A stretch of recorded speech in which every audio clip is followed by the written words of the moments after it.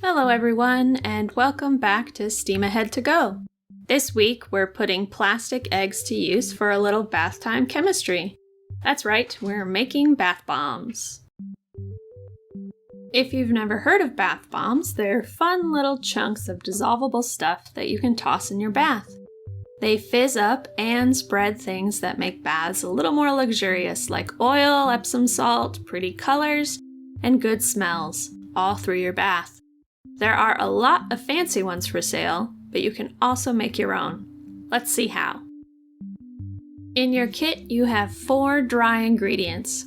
Our first step is to mix them all together. We have citric acid, which is acidic when it dissolves. We have baking soda, which is basic when it dissolves.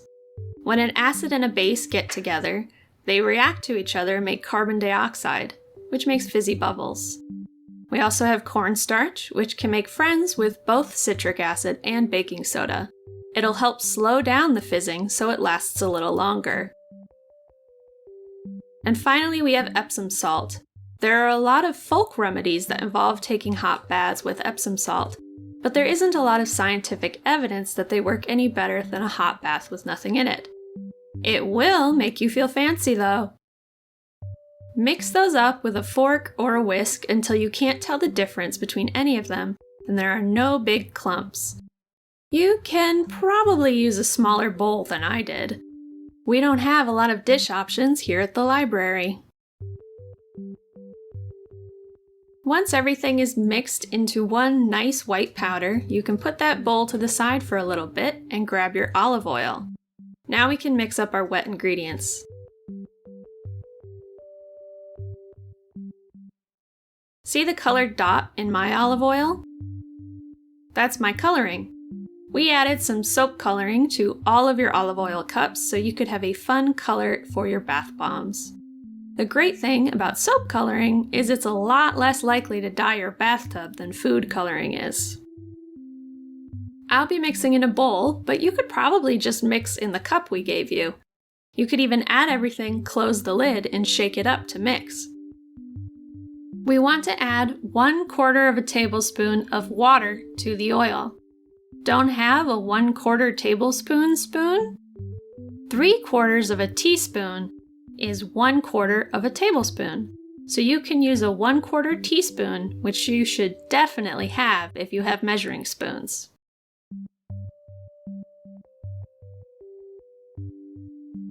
And then mix it up.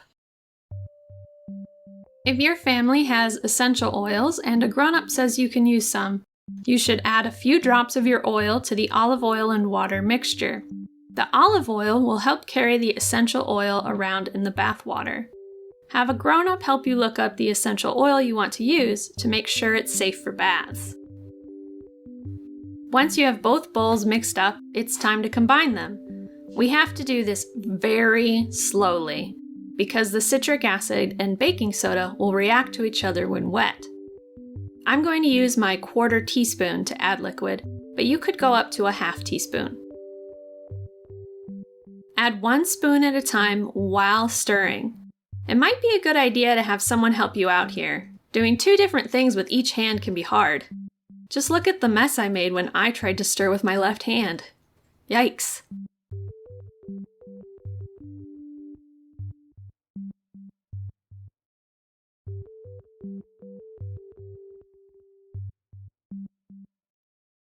This part might take a long time.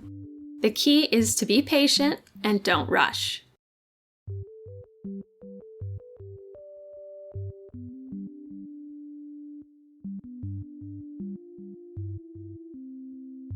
Try to get every drop you can into your mixture. I'm going to literally scrape the bowl and let the last bits drip in so I can get as much as possible. Once you have everything you can get in there, finish mixing it together with your hands.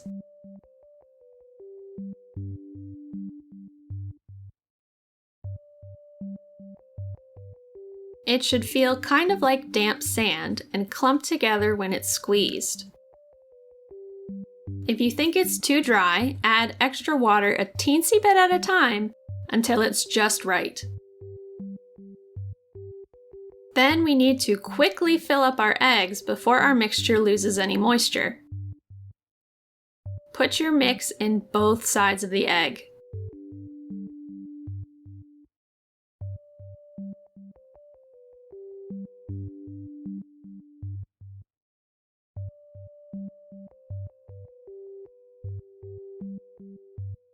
Then add some loose extra mix on top of one of your sides. Squish the egg together and close.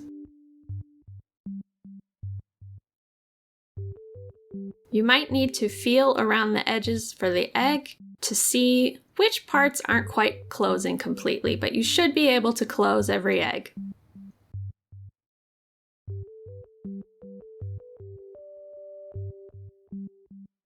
You should have enough mix for 3 eggs, although you might not be able to fill your last egg completely full.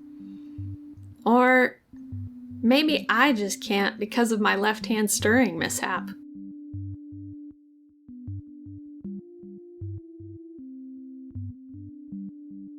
Once you have all 3 eggs smushed together, all you have left to do is wait.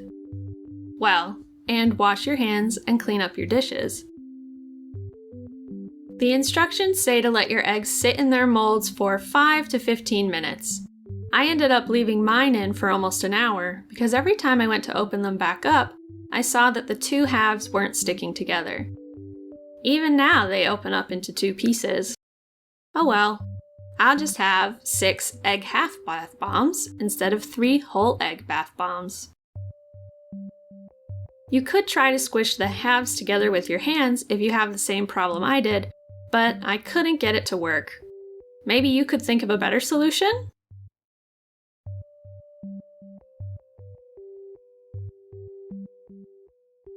Carefully take your bath bombs out of their molds. They should just slide right out.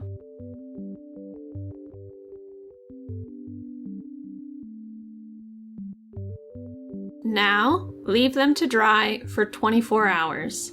Yes, a whole day. They should dry up nice and solid. Once they do, you can use them, or you can store them in something airtight for later. If you don't have a bath to use them in, try plopping a few into a kiddie pool for some fun in the sun, or fill up a container with hot water for a foot bath and relax. Just be sure to drop them into some kind of water and watch the fizzing action brought to you by our friends, Acids and Bases. There's more information about the chemistry of bath bombs on the back of your instructions, or you can watch the video we linked to in the description on this video. Enjoy! And remember, if you send us photos of 5 completed take-home activities this spring, we'll give you a coupon for a free scoop of Stewart's ice cream. We've already had our first winner. Are you going to be one of them? Have a good week, everyone.